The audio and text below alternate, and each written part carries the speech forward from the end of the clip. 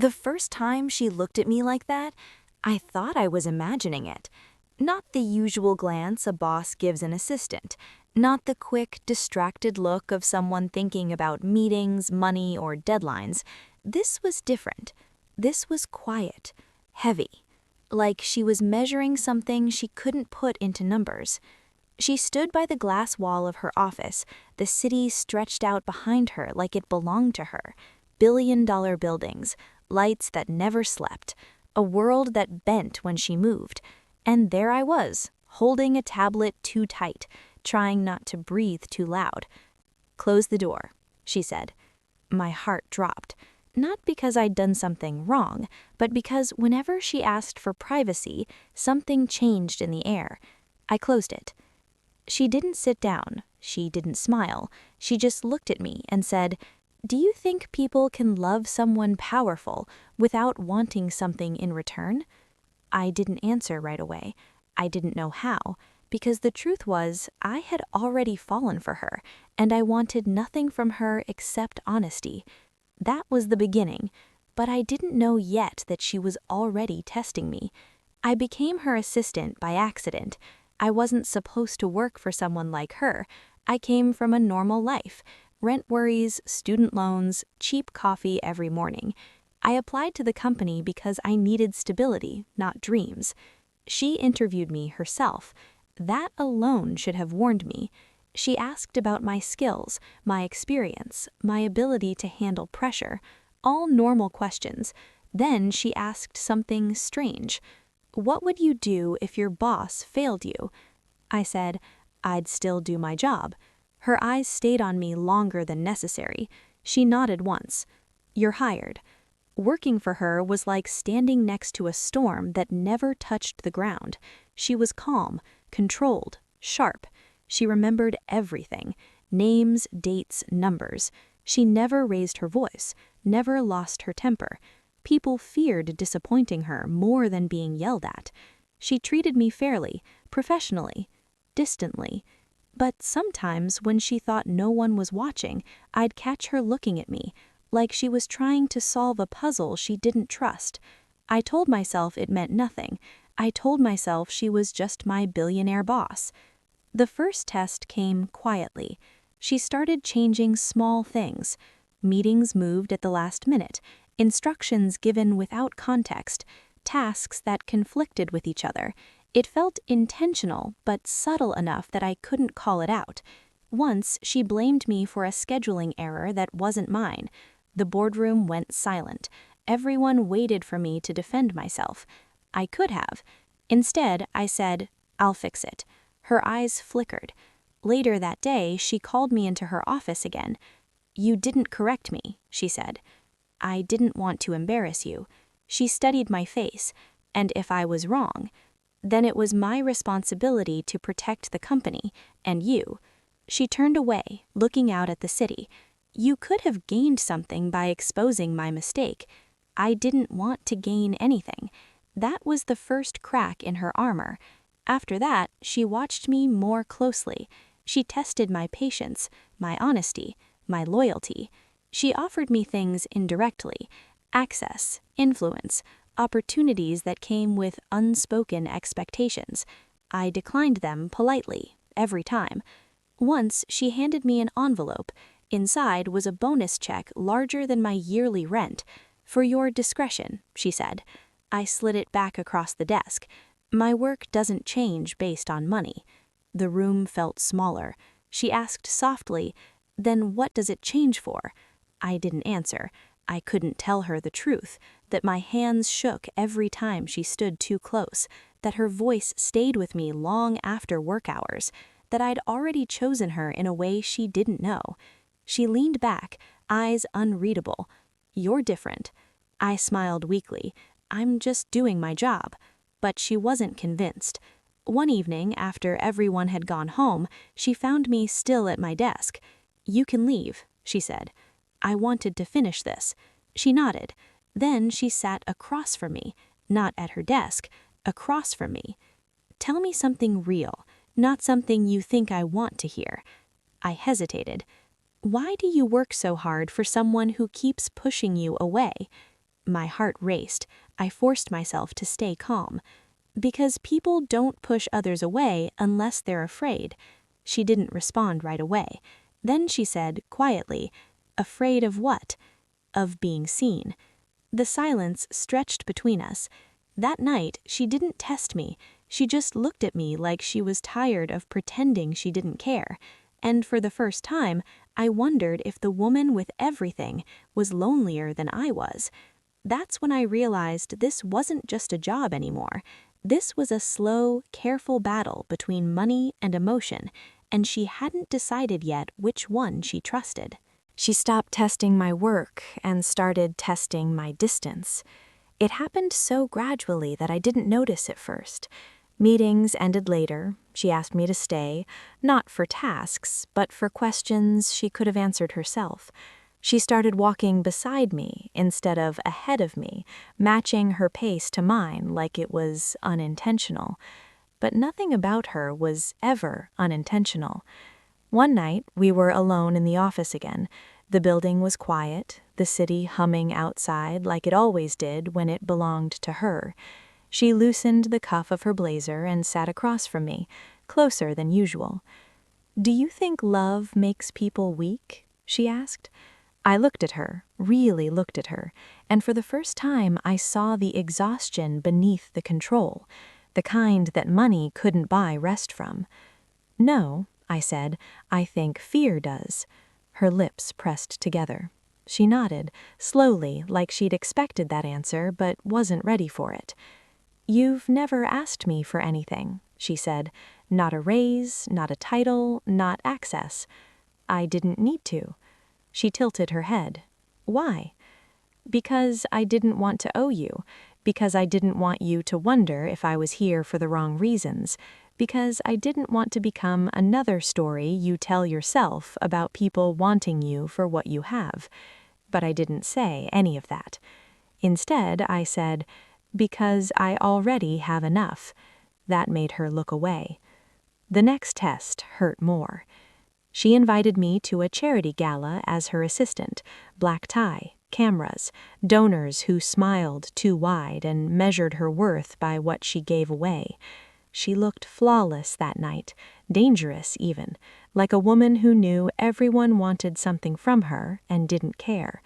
I stood behind her, invisible. Halfway through the night, a woman approached us, confident, beautiful, dressed in money and ambition. She leaned in too close, her hand brushing my boss's arm. "I didn't know you brought staff to events like this," she said, eyes flicking to me. "She's not staff," my boss replied smoothly. "She's with me." The woman smiled, sharp and knowing. "Oh, then you won't mind if I steal her for a moment?" She looked at me. "Would you like to talk business?" I didn't look at my boss. I already knew she was watching me. "I'm actually here for work," I said politely. "Excuse me." The woman raised an eyebrow, surprised. Later, when we were alone again, my boss said, "You could have networked." I wasn't interested. "In what?" "In people who see me as leverage." Her eyes softened just for a second. That night, she drove me home herself. She didn't say a word the entire ride. The tests became quieter after that, more personal. She asked about my family, my past, my failed relationships. She listened without interrupting, like she was storing the information somewhere private. When I asked her about hers, she deflected. "I don't mix emotion with power," she said. "Why?" "Because power always wins." I didn't argue, but I wondered who taught her that. One evening, she crossed a line she pretended not to see. She came into my office instead of calling me in. She closed the door herself. She sat on the edge of my desk, too close to be professional, too far to be intimate. "Have you ever loved someone who couldn't love you back?" she asked. My chest tightened. "Yes." "And?" "I stayed longer than I should have." She nodded. "And?" "And eventually I realized loving someone doesn't mean accepting less." Her jaw tightened. "So you left?" "Yes." She stood abruptly and turned away.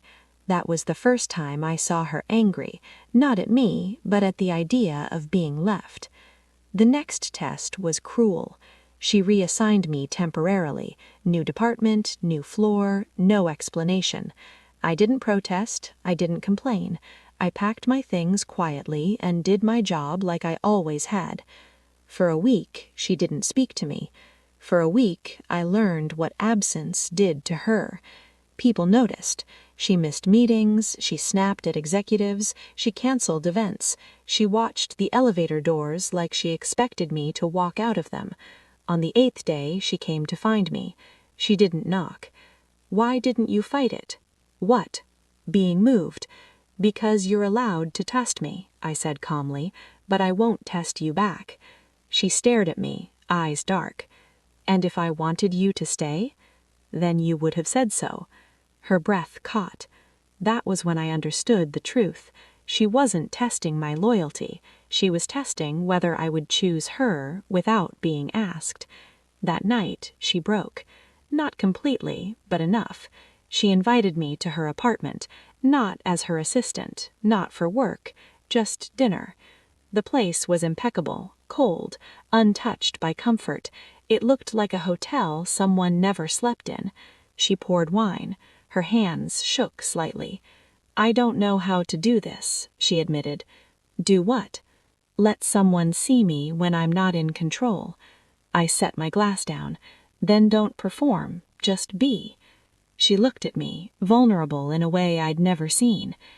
You're not afraid of me, she said. I am, I replied softly, just not for the reasons you think. She laughed quietly. Everyone wants something from me. I want you to stop testing me. Silence. Then she whispered, What if I stop and you leave? I stepped closer, heart pounding. Then that means you finally trusted me enough to find out. She didn't touch me. She just stood there, trembling, realizing that money had never prepared her for this kind of risk, and neither had power. She didn't touch me that night. That was the hardest part. We stood there in her apartment, surrounded by silence that felt heavier than any confession. I could see the war inside her, the instinct to retreat versus the longing she no longer bothered to hide. I've spent my whole life being chosen for what I provide, she said quietly. I don't know how to be chosen for who I am. I stepped back, giving her space instead of taking advantage of the moment. Then don't let tonight be about choosing. Let it be about honesty. She nodded once. Stay. Not like an order, not like a request, like hope. We talked until the wine went untouched and the city lights dimmed outside her windows. She told me about her first company, the one she built while sleeping on office couches, about the betrayal that taught her to test people before trusting them, about the woman she loved years ago who left the moment the money came. She said she didn't recognize me anymore, my boss whispered, but the truth is she never tried to. I listened. I didn't interrupt. I didn't promise anything. When I finally left, she walked me to the door. Her hand hovered near mine, uncertain. Thank you, she said. For what? For not asking me to be brave faster than I can be. The next morning, everything changed. At work, she was distant, polite, professional, cold enough that it felt deliberate. I understood. She was retreating again, processing. But then the rumors started. Executives whispered.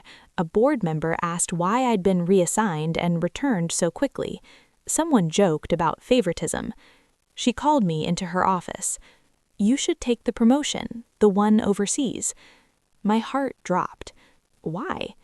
Because it removes any doubt about you, about us. There is no us, I said carefully. Her eyes flickered. Exactly. That hurt more than I expected. You're pushing me away, I said. I'm protecting you. No, I replied softly. You're protecting yourself. She looked like she'd been struck. That was the test I almost failed. I went home that night and stared at the offer letter. More money, more status, everything I'd worked for. Except her.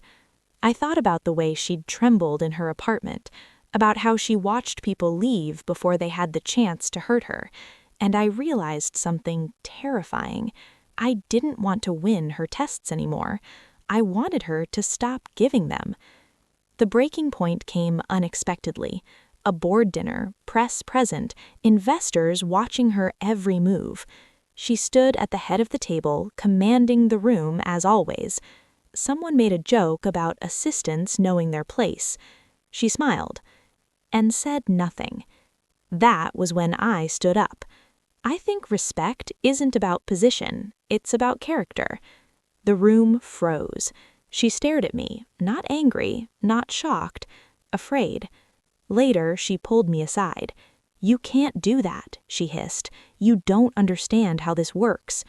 "I do, and I won't stay quiet to protect power that doesn't protect me." Her voice dropped.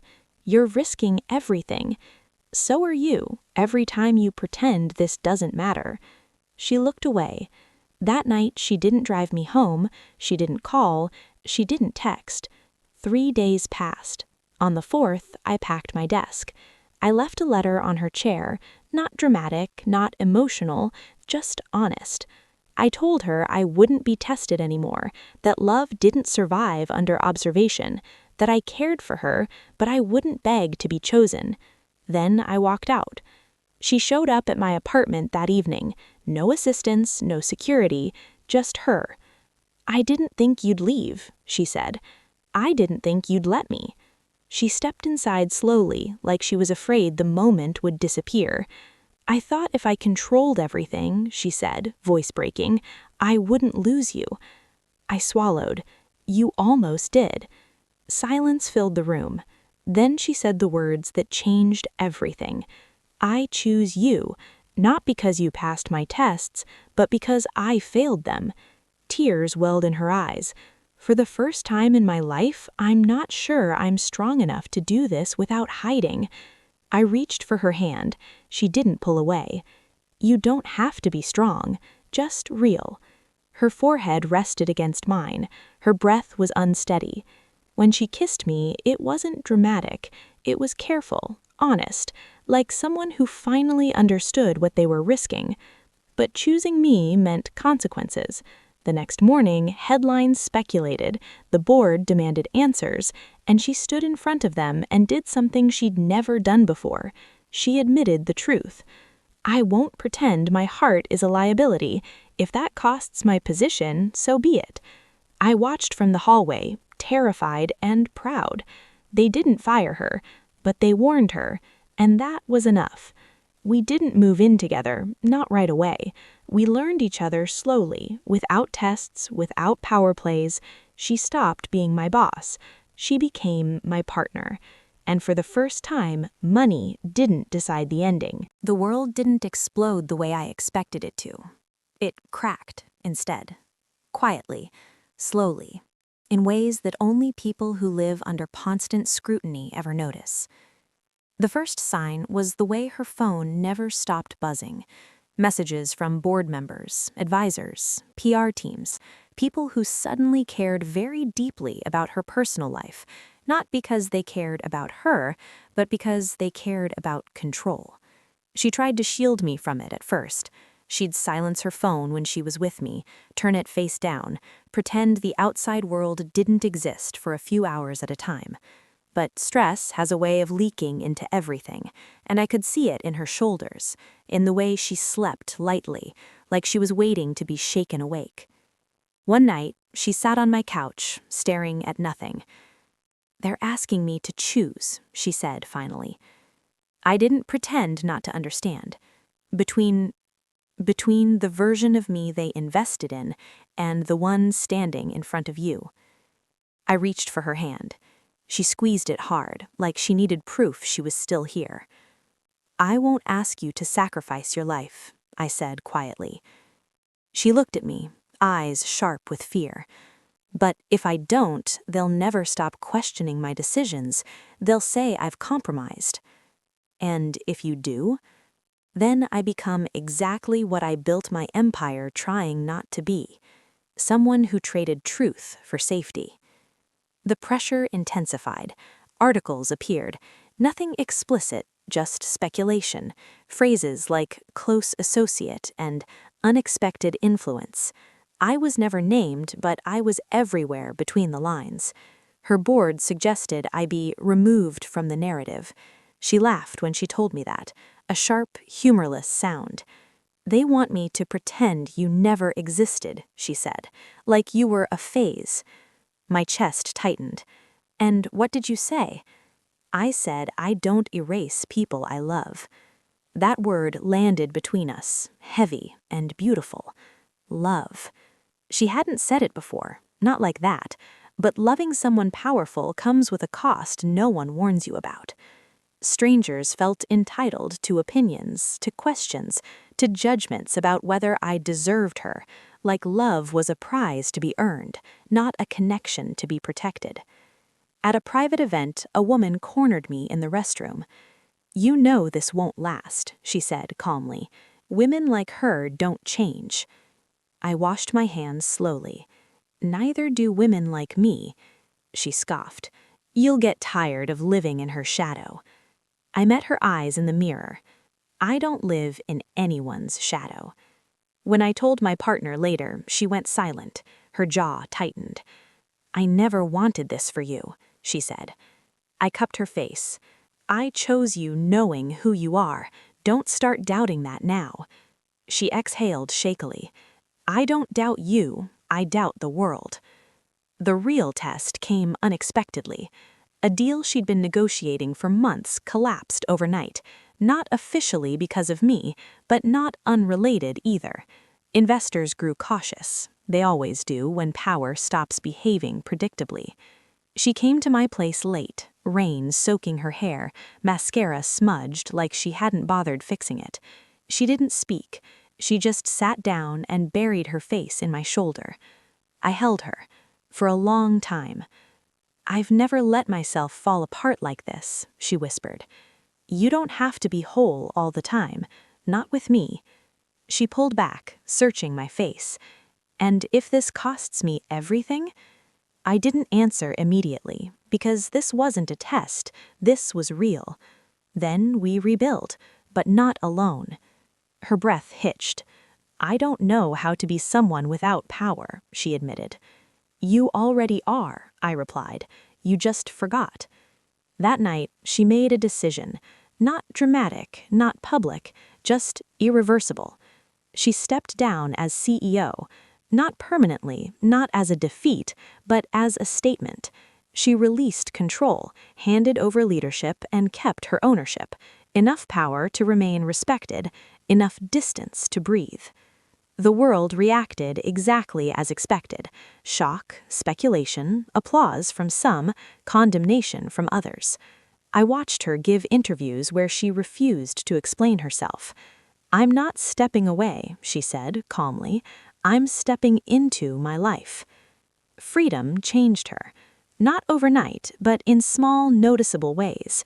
She laughed more easily, slept deeper, woke up without checking her phone. We started doing ordinary things together, grocery shopping, cooking meals badly, walking without security. She held my hand in public for the first time at a small cafe, her fingers trembling just slightly. No one stared, no one cared. She laughed under her breath. I spent years being afraid of this. Of what? Of being seen. But even then, the final test remained, not from the world, from herself. One evening, she asked me quietly, "Do you ever feel like I changed too much for you?" I turned to her. "Do you feel like you lost yourself?" She thought for a long moment. "No," she said. "I feel like I finally met myself." I smiled. "Then you didn't change for me, you changed for truth." She still had money, influence, power, but none of it mattered the way it used to. Because now, when she chose me, it wasn't to prove anything. It was because she wanted a life that couldn't be bought. And that terrified her more than losing billions ever had. The strangest thing about peace is how unfamiliar it feels at first. For a long time, we both waited for something to go wrong, for a phone call, a headline, a moment where the world reminded us that love wasn't supposed to be this simple, especially not between a woman who once controlled everything and a woman who had been invisible for most of her life. But nothing exploded. Life just continued. Mornings became softer. We learned each other's rhythms, the small habits that never make it into dramatic stories. She woke early, even without meetings, her body still trained by years of responsibility. I woke slower, needing time to feel the day settle into me. She made coffee too strong. I burned toast more often than I liked to admit. Sometimes we laughed at how ordinary it all felt. "This is it?" she asked one morning, barefoot in my kitchen, sleeves rolled up as she washed dishes. "This is what people risk everything for?" I watched her for a moment before answering. "This is what they're brave enough to keep." She smiled at that. A real one, the kind that didn't belong to a CEO or a billionaire, just a woman who finally felt safe. She didn't disappear from the world. She was still powerful, still respected, but she no longer let that power decide who she loved or how she lived. Invitations kept coming, galas, conferences, opportunities to reclaim the version of herself everyone else preferred. She declined most of them, not out of fear, out of choice. One night, she sat beside me on the couch, her head resting on my shoulder. "I used to think love was something you earned by becoming untouchable," she said. "Now I think it's something you earn by letting yourself be touched." I kissed her hair, feeling the weight of what she was saying, of who she had been. "You don't have to prove anything anymore," I whispered. She sighed. "I know, that's the hardest part." There were still moments of doubt. They didn't vanish just because love showed up. Sometimes she pulled away emotionally, just a little, when things felt too calm, too secure. Trauma doesn't leave quietly. It tests the door on its way out. One evening, she asked me, "What if one day you wake up and realize this isn't enough?" I turned to face her. "Then we talk. We don't test each other. We don't punish each other for being afraid." She swallowed. "I don't know how to stop preparing for abandonment." I took her hand. "Then let me stay long enough for your fear to get tired." Her eyes filled with tears. She didn't speak. She just leaned into me, like she finally understood that love didn't need to be proven under pressure. The last test came quietly. She was offered her old role back, full control, more power than before, a chance to return exactly as she was, with no consequences, no questions asked. She brought the offer home, set it on the table between us. "I want you to be honest, not careful," she said. I read it slowly, thought about it. "What do you want?" I asked. She hesitated. "Part of me misses it." "And the rest of you?"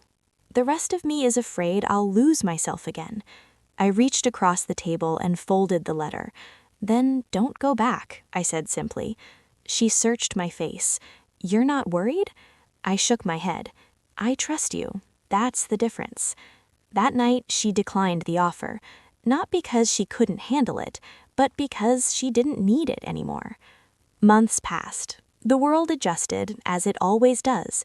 New headlines replaced old ones. Attention moved on. It always does when you stop feeding it. What remained was quieter, stronger. One afternoon, we sat on the floor of our apartment, surrounded by unpacked boxes. We'd finally moved in together, not because it made sense on paper, but because it felt right. She picked up a framed photo from a box. It was one of us, taken by a stranger on the street. No styling, no performance, just us laughing at something stupid. "I didn't know this version of me existed," she said softly. I smiled. "You didn't let her." She took my hand. "Thank you for staying when I made it hard." I squeezed back. "Thank you for choosing me when it cost you something." She looked at me then, really looked at me, and said the words without hesitation. "I love you. Not as a confession, not as a risk, as a fact. We didn't rush the future. We didn't promise forever loudly, but every morning she chose me, and every day I chose her, not because she was powerful, not because she was wealthy, but because she finally stopped testing love and started living it. If this story stayed with you, if it reminded you that love doesn't need power to survive, only honesty, then you already understand what she did. And maybe, like her, you're ready to stop testing your heart too.